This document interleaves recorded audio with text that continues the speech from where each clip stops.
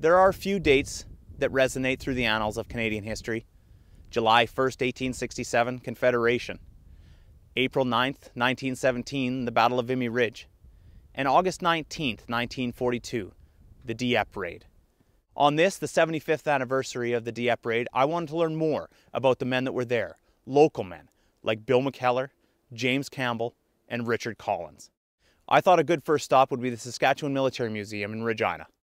I'm Charles Keith Inches. I'm a retired Reserve Army Major, and I'm the curator of the Saskatchewan Military Museum. The smaller centers really do produce when something has to be done. In towns like Arcola and Kisby, the men were quick to enlist, joining the South Saskatchewan Regiment, which recruited in Estevan and Weyburn. My name is Cheryl Bell, and I am Richard Collins's great niece. I don't know much about Richard. I just know that when it was time for war, him and his brothers went to war. My grandfather actually was flat-footed, so they didn't send him to war. My name is Jean Lougheed, and I had 4 brothers in the Second World War.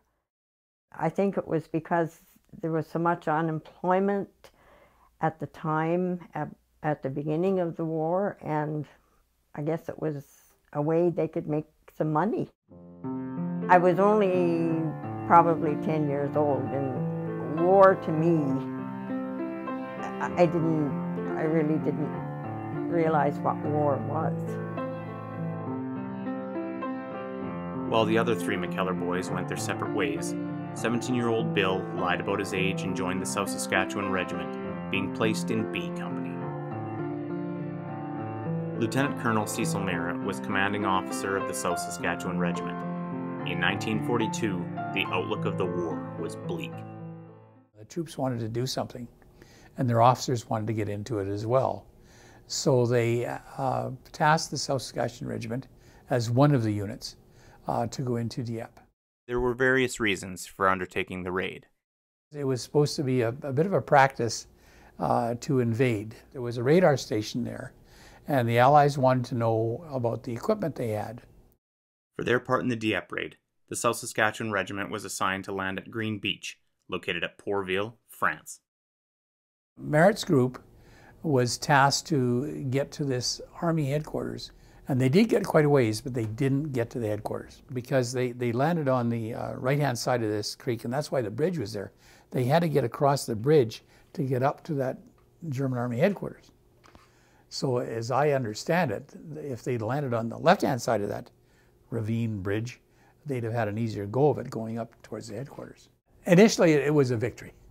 The papers that were printed in England and Canada were, we had this victory. Well, it wasn't. It was really a disaster in terms of the loss of life and equipment. So I'm sure there were a lot of lessons learned from it. But one of the things it did do was, I think, led to the planning for the 6th of June. Because they went to the open beaches, not to a closed-in port. For his actions during the Dieppe raid, Lieutenant Colonel Merritt was awarded Canada's first Victoria Cross during World War II. So this is him during the war, in the 40s when he was commanding the regiment in England. And this is him just before he died.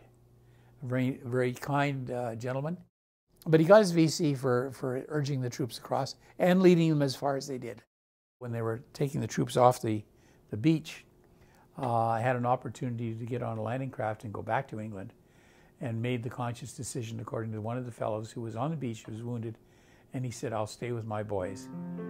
And so he stayed with the wounded and went into captivity.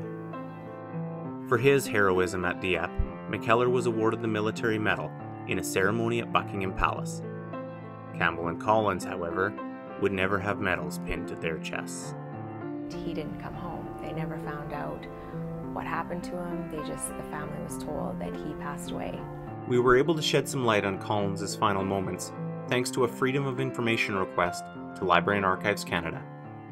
He landed with the South Saskatchewan Regiment at Pourville. The above-mentioned soldier, being Richard Collins, was killed while evacuating the beach at Dieppe. So ultimately what had happened is that Richard had gotten onto a landing craft, got out into the water. They were going to evacuate to their ship and back to Britain when it took a direct hit from a German shell. and there was no survivors. And that was it.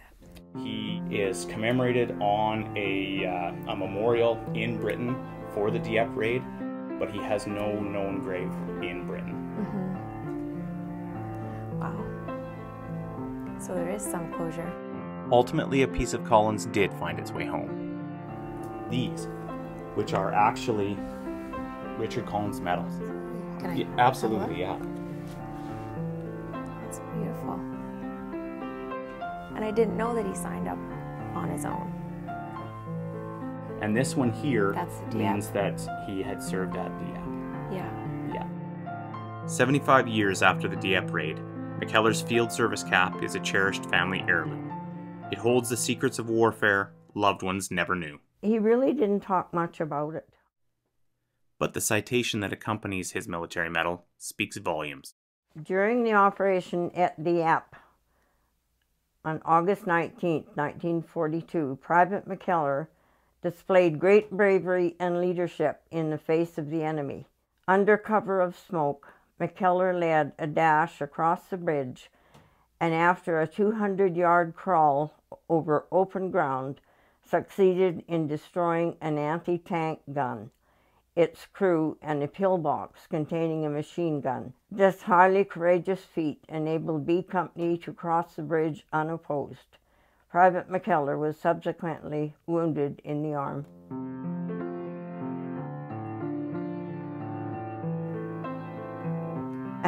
I feel pretty proud.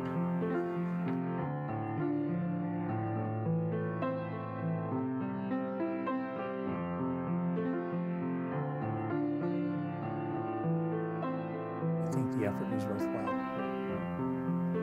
but it was hard, and particularly in a regiment like the South Saskatchewan Regiment, where it's rural and the rural population was under pressure because of the Depression and the guys not coming back, and it denuded part of the country, the casualties, and that certainly changed our countryside, I think.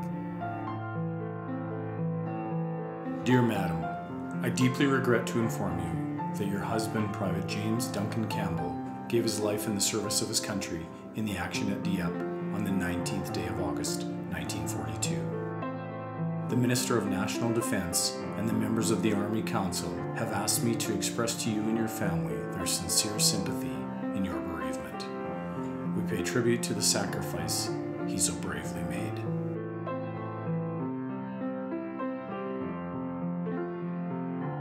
They didn't know what happened to him. He just never returned.